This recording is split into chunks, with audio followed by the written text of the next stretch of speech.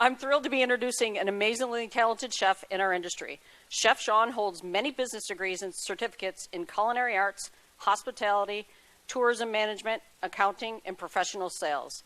He has won numerous awards and worked in most aspects of the food service industry as a chef, teacher, manager, and consultant for both local and national restaurants, arenas, schools, hospitals, and hotels. Chef Shawn is currently a success coach for DMNA. Chef Shawn specializes in teaching and coaching individuals and groups, and he is the author of the First Timers Cookbook and the First Timers Bake Book. Chef Shawn is passionate about teaching and is an active mentor in the National High School Cooking Program, ProStart. Prior to joining DMNA as an executive success coach, Chef Shawn worked the industry-leading equipment manufacturers as a support chef, traveling across the country to assist everyone from local independent food service outlets to national restaurant chains with research, development, and general support. In addition, Chef Shawn has assisted in developing new food service concepts and in the turnaround of struggling operations. Please welcome Chef Shawn.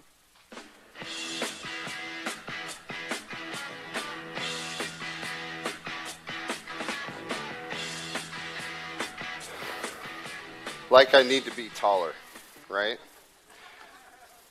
So I appreciate the introduction. Some of it's true, and I'm grateful for the opportunity to talk. I was really hoping when they ask you when you want to speak, and you say, well, in the afternoon, of course, because by that time the sun's out, and people are antsy, and everybody's gone. But still, thanks for staying. It's really, really nice of you. It's going to really help me out.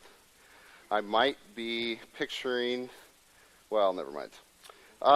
One of the things I'm going to talk about today, we're talking about building brands, departments, your life. So in building brands, some of the things that I've done over the course of my career is help to build brands, regional and national restaurant chains. I've been able to support a lot of them. I've been able to work with some high-end places.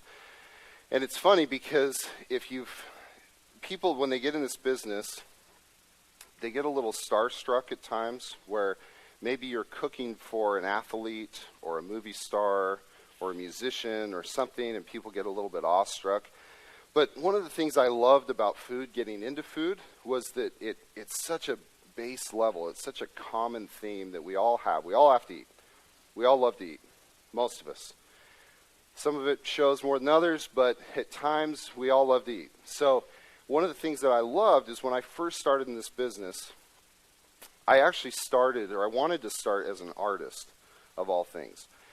In my high school, I had taken just about every art class that I could, and I was one of these, like, millennials before millennial was a cool thing to say. I was a millennial. I was like, I don't care. I would just want to do my own thing. And so I get in, and my high school guidance counselor says, you've taken every art class you can possibly take. Just, why don't you go up to this vocational school? They've got classes up there. We'll pay for it, get high school credit, college credit. And I thought, okay, why not? So I'm looking through this course catalog, and I see culinary arts. So I'm like, oh, an art class. Awesome.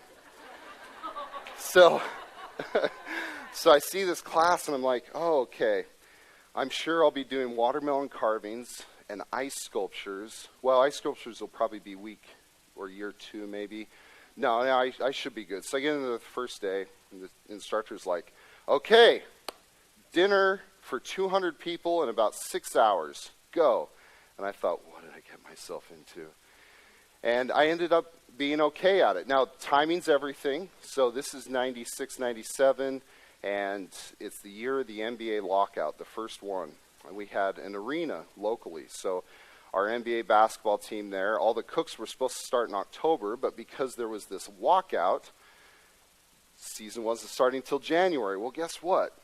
Nobody stuck around waiting for the season to start. They all went and found other jobs. So basically the chef there says, if you can breathe, I will hire you.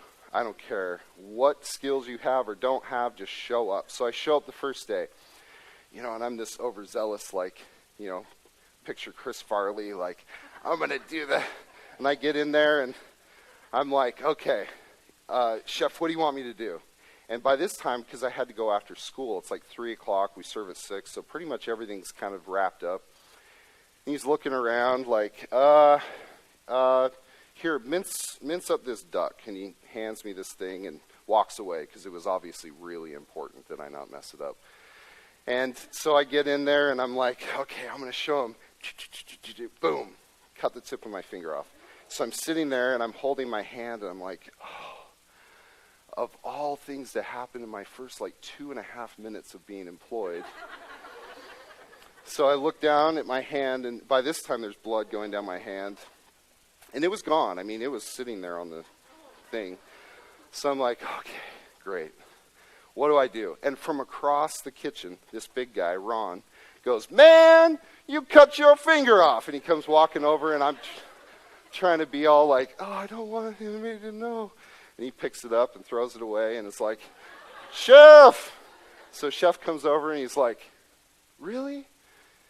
Come with me. So we go in his office, and he bandages me up. Now, side story, he goes, you know, I was pre-med. I'll bandage you up really nice. So what he does is he takes, you know, the not the gauze, but the wrap, and he wraps my finger in it. So later that night, I was able to reopen my wound. Yeah. Pre-med my eye. So then he's like, okay, we're going to keep you away from the knives. Why don't you just take stuff out of the oven? So I'm like, all right, well, cool. I've obviously failed. So I go up and I'm pulling stuff out of the oven. But again, it's like, here comes overzealous teenager. I'm going to show the chef I'm the best. I didn't realize that these 4 great big turkey breasts he was cooking put off so much juice. I wasn't used to that. I haven't really worked in the kitchen before. Flip open the door and pull that thing out. Ah! So here I am. I go in the chef's office, and he's like, okay, great. I'm standing there with my shirt off, and he's dabbing me with cold towels, and I'm completely emasculated by that point. I'm standing there like, well, okay, this is my life now. And he wraps me in cellophane, literally takes it off and is wrapping me with these cold towels on me. Put my coat back on, and he's like, why don't we take stuff out of boxes? So I'm, okay, chef, I'll do that. So I go over, and I'm taking frozen chicken cordon bleus out and putting them on the sheet pans, just like, dun, dun, dun, dun, like, oh, this is the worst thing ever. So put them on there, and in the process of that, we had this guy, Big Bill, and he comes over, and we called him Big Bill because you couldn't really get around him, and he bumps the table, and there's just happens to be a knife there that goes tip down into my foot. Chef! So he literally goes, he just stands there and he's looking at me. And he's like, dude, you're not going to survive. Just go home. So as I'm sitting there and he's wrapping my foot, telling me all the reasons I shouldn't be in this business, I'm like, no, chef, I can do it. Just give me another chance. Give me another chance. Luckily, he did. I went back. He said, well, I'll give you another chance. Why don't you go home? You've lost a lot of blood.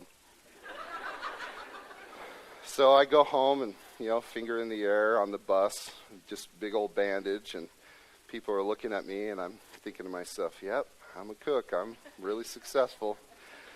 And so the moral of that story is obviously if I can learn how to cook, anybody can.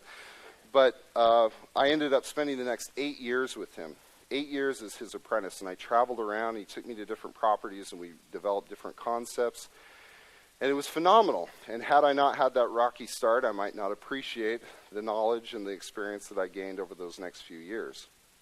But in those next few years, we were able to develop a lot of brands, and a lot of things I learned was universal. Didn't matter what concept of food service we were in, didn't matter what segment of the industry. There were these universal principles that I could apply not only to building a restaurant, building a brand, building a concept, but also building my life, building me as a person. So those are the things that we're going to talk about today. This